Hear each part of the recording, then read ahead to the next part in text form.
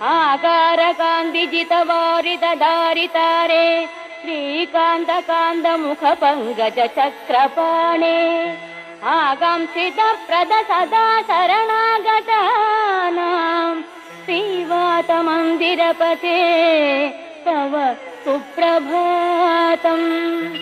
श्रीराजमानसुमनो मकुटाग्ररत्ननीराजिताङ्घ्रियुग भक्तजनैकबन्धो नारायणाच्युत हरे भगवन्मुरारे श्रीवातमन्दिरपते तव सुप्रभातम्। भूलोकवासि जनपुण्यफलेन नृणामालोकनाय